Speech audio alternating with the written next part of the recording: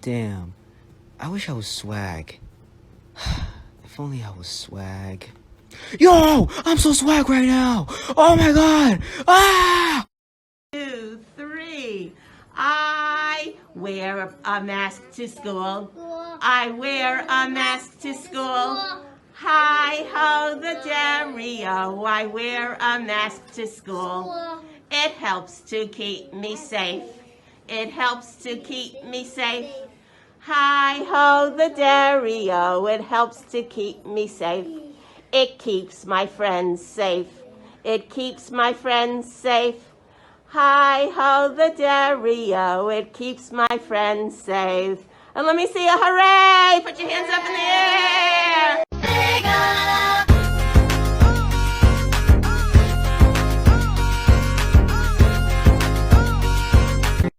Fuck Biden. Trump 2024. Fuck Trump. Biden 2024. Cover my steaming crawdads. I think you're right, Clint. Hold your horses for a second now, Rick. Fuck Trump. Biden 2024. Oh, what? Like, they don't like neither of them? What if the secret's in the colors? Like, fuck! Trump, Biden 2024. Oh, like they want them to be on the same team. That's nice. It's like they stubbed their toe before saying who they rooting for. I kind of like that. It's kind of nice. I'm the kind of G the little homies wanna be like on my knees in the night. Breaker use just straight propaganda, bro. I cannot take this seriously. I guess in today's terms, socialism is when you re-privatize everything to gain support for the Nazi party. Now, they did have financial restrictions, but that doesn't even make it close to socialism, so you can't blame socialism for the faults of Hitler. And Obama is a socialist? Did I miss the part where socialism is when you bail out banks and still have a capitalistic mode of production in America? But like, what is a man? Go ahead, I'll give you a second to define it. Because I hate to break it to you, but there's not one specific characteristic or physical feature that is unique to men. And no, I'm not talking about biological males for the people who are dense in the brain. Men. Let me guess, your description of men is someone who's strong and dominant and a leader. Yeah, that can describe literally anybody. Anyone can be those things. Probably also said, oh, someone who has a pee-pee and no tatas. Yeah, pee-pee doesn't equal man and tatas doesn't equal not man. So there is no universal way to describe men. Unless you're a Republican like this girl who views the world in such an archaic, patriarchal, misogynistic ass way, where their definition of what a man is supposed to be is like extremely rigid. But like, actually think about it, really reflect on it on your own. Try your best to find a non-transphobic, non-misogynistic way to describe men, whether it be physical features, characteristics, whatever. You said let men be men, right? But what is a man?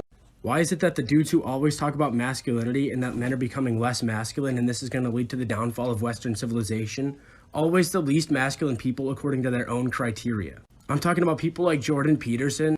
The West has lost faith in the idea of masculinity. Now, that's no different than the death of God. Jordan, you sound like Kermit the Frog and apple cider almost killed you. Boom roasted, you're not masked. Steven Crowder. We talk about toxic masculinity and we throw the baby out with the bathwater. We're throwing out everything that's created.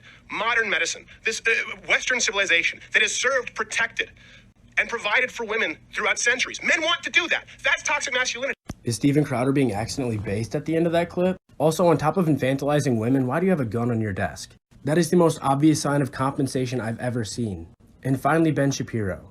The more confident you are in your masculinity, the more you can afford to be not masculine. He's being sarcastic there, but that's unironically true. Also, it's Ben Shapiro. Do I really need to say why he's not masculine? So thank you for your question. I'm sorry you're getting a very delayed response. But for me, I think that when it comes to men calling themselves feminists, context is super, super important, which is why I've never said across the board that men can never identify with that word. There's a huge difference between a man going out of his way to tell women unprompted that he's a feminist and a man saying, yes, I'm a feminist if someone asks him that question outright. If someone's asking you if you identify with that word specifically, they're probably not someone who has a problem with it, so I don't see an issue with just saying yes. You could also just say that you don't usually label yourself as a feminist because you know a lot of women have issues with that, but that you very much so support feminism and strive to be an ally. I think that's a perfectly fine answer as well. Have you heard of the LGBTQ+? Well, I am the N in plus. Yes, I'm non-binary, and I'm happy being me, so come at me, you transphobic little...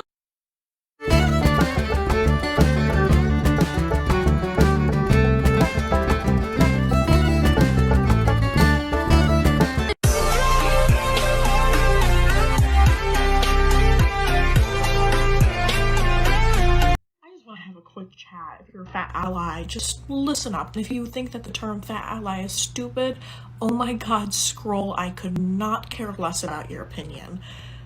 If you care the smallest amount of fat people, you're gonna have to stop pointing out we're fat every single chance you get. Because I feel like thin people have this weird need to remind fat people we are different. That, oh, what's your unique thing? And by this I mean, oh my god, you look like you give the greatest hugs. It's because you think I'm like soft and cushiony. Or, oh my god, oh, you're actually eating a salad, good for you. You don't know my diet, Brenica. I mean, like, even in my acting class today, it was literally like, so your niche is that you're fat.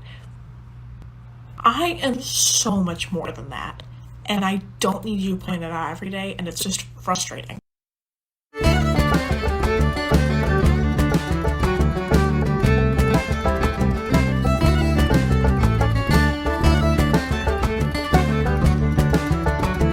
People start their health and wellness journeys, a lot of the times the only metric they use to measure their success.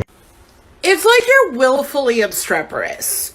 Willfully obstreperous. Because you have to know that if you are actually talking about wellness, if we are actually talking about metrics of wellness, that what we really want to do is encourage people to joyfully move their bodies and encourage people to nourish their bodies. This is just shifting the narrative between pounds to inches, and it's fucking bullshit, and you have to know that. But maybe you don't, because it allows you to still promote your fucking fat phobia that you like to package as fat people somehow not including you into their body liberation movement. This is really fucking toxic and triggering, and you should do better. You are not good enough for my daughter, and I don't want you around her. End of story. So why don't you give me one more? And you wonder why we don't trust these people. It happens every single time. Every single time. This is from today. This is from today. Yeah, no. Wasn't fat rep. Was not ever fat rep. Unapologetic fat actors forever and only. Till the end of time. This is boring!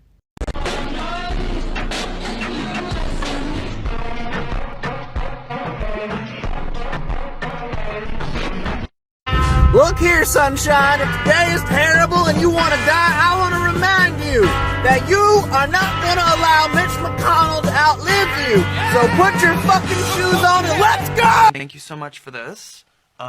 It was entirely unhelpful, but thank you nevertheless. I'm putting in the work. I'm putting in the work.